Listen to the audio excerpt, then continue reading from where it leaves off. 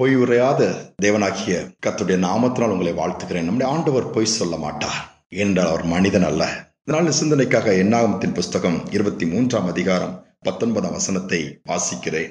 பொய் சொல்ல தேவன் ஒரு மனிதன் அல்ல, மனமாற அவர் ஒரு மனுபுத்திரனும் அல்ல. சொல்லியும் செய்யாதிருப்பாரோ, அவர் வசனித்தும் நிறைவேற்றாதிருப்பாரோ.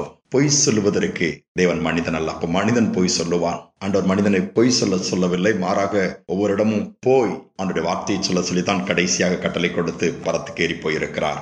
ஆனால் இந்த பொய் நிறைந்த உலகத்தில் தான் வாழ்ந்து கொண்டிருக்கிறோம். பழைய ஏற்பாட்டு காலத்திலே இஸ்ரவேல் ஜனங்கள் எகிப்தின் அடிமைத்தனத்திலிருந்து வெளிவந்து கானானுக்கு போய் கொண்டிருக்கிற பாதையிலே மோவாப் தேசத்தின் ராஜா பாலாக் அவர்களுக்கு விரோதமாக எழும்புகிறான். அவனுடைய தீர்க்கதரிசியாக பீலேயாமுக்கு கூலி கொடுத்து நீ அந்த ஜனங்களை சபிக்க வேண்டும் என்று சொல்லி அந்த காரியத்தை செய்கிறான். ஏனென்றால் அந்த தீர்க்கதரிசியுடைய வார்த்தையில் ஆண்டவர் வல்லமை வைத்திருந்தார். அவன் சபிக்கிற ஜனங்கள் சபிக்கப்படும், ஆசீர்வதிக்கிற ஜனங்கள் ஆசீர்வதிக்கப்படுவார்கள். இதை ஆயுதமாக பயன்படுத்தும் போது தீர்க்கதரிசி தேவனுடைய வாய் என்பதை அந்த ராஜா அறியவில்லை. தீர்க்கதரிசிக்கு ஆண்டவர் தான் வார்த்தை போடுவார் என்பதையும் அந்த ராஜா அறிந்திருக்க முடியாது. அதனால்தான் இந்த காரியத்தை செய்கிறான். நடந்தது என்ன? அந்த ஜனங்களை சபிக்கும்படியாய் அந்த தீர்க்கதரிசி போகும்பொழுது இஸ்ரவேல் ஜனங்கள் தன்னுடைய ஜனங்கள் அல்லவா, ஆண்டவர் எப்படி அனுமதிப்பார்? மாறாக அந்த ஜனங்களை சபிப்பதற்கு பதிலாக பாலாக்கு முன்பாக அந்த தீர்க்கதரிசி பேசுகிறான். அந்த ஜனங்களை பார்த்து அவர்கள் ஆசீர்வதிக்கப்பட்டவர்கள் என்று சொல்லி. தேவன் பொய் சொல்ல மாட்டார், மாற்றி பேச மாட்டார், மனிதனை போல ஏமாற்ற மாட்டார், வஞ்சனையாவும் பேச மாட்டார், புகழுறது போல பின்பாகவும் பிரச்சனை கொடுக்க மாட்டார். சொன்னால் சொன்னதுதான் நிறைவேற்றுவார். நடந்தது என்ன? தீர்க்கதரிசியாலே சபிக்க முடியவில்லை. ஆண்டவர் வார்த்தை அப்படியே உண்மையாக அந்த இடத்தில் வெளிவந்தது.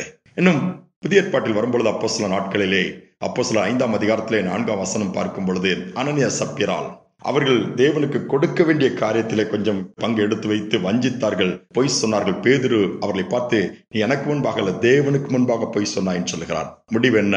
மரணம்.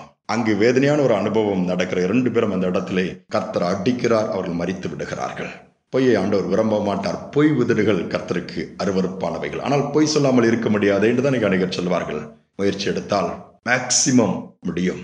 முடியாத கட்டத்தில் ஒரு நீங்கள் செய்தாக்குள்ள மன்னிப்பு பெற்றுக்கொண்டு திரும்பி விடுங்கள். பொய் சொல்லி என்றைக்குமே வாழ முடியாது. ஒரு நாள் வெளியரங்கமாகும், அப்பொழுது அவமானப்பட நேரிடும். ஒரு அருமையான யங் கப்புள் திருமணமாகி ஒரு இடத்துல குடித்தனம் வருகிறார்கள். அந்த வீட்டை வாடகை எடுத்து இருக்கிறார்கள். கணவன் ஒரு வேலை செய்கிறான். அந்த மனைவி வீட்டிலிருந்து சந்தோஷமாய் பார்த்துக் கொள்கிறார். தினமும் வேலைக்கு போயிட்டு வரும்பொழுது மனைவி கணவனுடைய வருகைக்கை காத்திருப்பாள். கணவன் வந்ததும் சந்தோஷமா ஃப்ரெஷ் அப் பண்ணிவிட்டு வெளியே போய்விட்டு கொஞ்சம் தூரம் போய் ரிலாக்ஸ் பண்ணிவிட்டு வீட்டுக்கு திரும்பி வருவார்கள். நல்ல சந்தோஷமா இருக்கிறத பக்கத்து வீட்டுல ஒரு ஆண்டி அதை பார்த்தாங்க. அது உங்களுக்கு பிடிக்கவே பிடிக்கல. இவங்க 2 பேரும் என்ன சந்தோஷமா இருக்கிறாங்க, நம்மளாம் கஷ்டப்படுறோம், டெய்லி நம்ம வீட்டுக்காரர் அப்படி கிடையாது, எங்க வெளியே கூட்டிட்டு போக மாட்டேங்கிறாரு, ஒரு பூ கூட வாங்கி கொடுக்க மாட்டேங்கிறாரு, இப்படி நிறைய புலம்பிக்கிட்டே ஒரு நாள் போய் அந்த சகோதரிட்ட பேச்சு கொடுக்க, எப்படிமா இருக்கிறா, நல்லா இருக்கிறியா? நல்லா இருக்கிறேன், எப்படி என்ன அதெல்லாம் கேட்டுட்டு விசாரிக்கிற ஆரம்பிக்காங்க. இந்த மகளும் வெகுளி, அதாவது கள்ளம் கபடற்ற ஒரு மனசு, பக்கத்து வீட்டு ஆண்டி ஆச்சுன்னு சொல்லி எல்லாத்தையும் பேசுற. கணவன் என்ன செய்யறாரு, இந்த கம்பெனில வேலை செய்யறாரு, என்ன வேலை செய்யறாரு, ரைட்டு எல்லாத்தையும் கேட்டு வச்சுட்டு, ஆமா அந்த கம்பெனி எனக்கு நல்லா தெரியுமா, அப்படியா, நல்ல வேலையாச்சா, நல்ல கம்பெனி ஆச்சுத அப்படின்னு சொல்லிட்டு அப்படியே அதை தொடர்கிறது இந்த பேச்சு கொஞ்ச நாளா. ஒரு நாள் இந்த ஆண்டி வந்துட்டு என்ன சொல்றாங்க, உன் ஹஸ்பண்ட் அந்த கம்பெனி எனக்கு நல்லா தெரியும், அங்க ஒரு கேலோட தொடர்புல இருக்கிறாரு, அது உனக்கு தெரியுமான்னு சொல்லி ஒரு குண்டத்துக்கு போட்டு போயிருந்தாங்க. இந்த மகளுக்கு அதை தாங்கிக்க முடியல. என் கணவனா இப்படியா இங்க சொல்றாங்களே, அதுல இருந்து நினைச்சு அழ ஆரம்பிக்கிறார். கணவன் போய்விட்டான் வேலைக்கு. அழுது இவளால் அதை தாங்கிக்க முடியாம அவ்வளவு அன்பு கணவன் மேலே. கடைசியாக தூக்கு போட்டு தன் வாழ்க்கையை முடித்துக் கொள்கிறான். கணவன் திரும்பி வருகிறான் வேலை முடிந்து. என்னாலும் போல திறந்திருக்க வீடு பூட்டி இருக்கிறது. தட்டி பார்க்கிறான், உள்பக்கமாய் பூட்டப்பட்டிருக்கிறது. கூப்பிட்டு பார்க்கிறான், பதில் வரவில்லை. கதவை உடைத்து உள்ளே போகும் பொழுது அவள் தொங்கிக் கொண்டிருக்கிறாள். உள்ள உடைந்து அழுகிறான். அருகில் ஒரு கடிதம். இப்படி ஒரு செய்தியை நான் கேள்விப்பட்டேன், தாங்க முடியவில்லை, என்னை மாய்த்துக் கொள்கிறேன் சொல்லிவிட்டேன். இதை அறிந்து அவனுடைய உள்ளம் உடைந்தது. நான் அப்படி இல்லையே, ஏன் இதை செய்தான்? அப்படியே புலம்பி அழுது அவன் வாழ்க்கை முடித்துக் கொண்டான். கடைசியில இதை அருகில் இருக்கிற அந்த ஆண்டி இதை பாக்குறாங்க. சந்தோஷம் வருங்கிறீங்க, இந்த சூழ்நிலை பார்த்து சந்தோஷத்திற்கு பதிலாக மனநிலை பாதிக்கப்பட்டு ரோட்டிலே அலையக்கூடிய நிலைமைக்கு ஆண்டவர் கொண்டு வந்து விட்டு விட்டார். ஒரு சிறிய பொய் 2 குடும்பங்களை அழித்து விட்டது. வேண்டாம், ஆண்டவர் பொய்யை விரும்பவில்லை.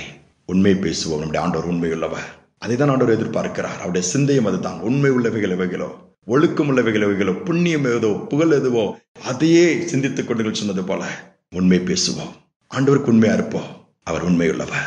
பொய் சொல்ல அவர் மனிதன் அல்ல. ஜெபிப்பு. அன்பின் தகப்பனே, உலகமெங்கும் பொய்களினால் நிரம்பி இருக்கிறது. செய்ததை செய்யவில்லை, செய்யாததை செய்தா என்று சொல்லி மாற்றி மாற்றி பேசி சமுதாயம் இன்னைக்கு சீரழிந்து போன நிலைமை நாங்கள் பார்க்கிறோம். குடும்பங்களுக்குள்ளே இதனால் பிரிவினைகள், பொய்யனாகிய பிசாசு இன்னைக்கு தன்னுடைய பொய் என்கிற ஆயுதத்தை எடுத்து பயன்படுத்தி தேசங்கள் அளவில் இன்னைக்கு பிரச்சனைகளை கொண்டு வருகிறான். பொய் பரப்பப்படுகிறதப்பா. பொய்யான செய்திகள், வதந்திகள் வேகமாய் பரப்பப்படுகிறதப்பா. உண்மை மறைக்கப்பட்டு விடுகிறது, சத்தியம் மறைக்கப்பட்டு விடுகிறது. இந்த நாட்கள்ல நாங்கள் பொய் சொல்லுகிறவர்கள் அல்ல, பொய்யை உரைக்கிற பிசாசினுடையவர்களாக அல்ல, உண்மை பேசுகிற உன்னதமான தேவனுடைய பிள்ளைகளாய் உண்மை பேசி உண்மை உயர்த்த உதவி செய்யும். எந்த விதத்திலும் நாங்கள் பின்வாங்காதபடி காத்துக்கொள்ளுங்க. தாழ்த்தி ஒப்புக் கொடுக்கிறோம். இதை கேட்டுக்கொண்டிருக்கிற ஒவ்வொரு பிள்ளைகளையும் பலப்படுத்துங்கப்பா. ஒருவேளை மற்றவர்கள் சொல்லுகிற பொய்யான வார்த்தைகளை கேட்டு சோர்ந்து விடாதபடி பாதுகாத்துக் கொள்ளுங்க. வாழ்க்கை முடிப்பது முடிவல்லப்பா, அது அழகும் அல்ல.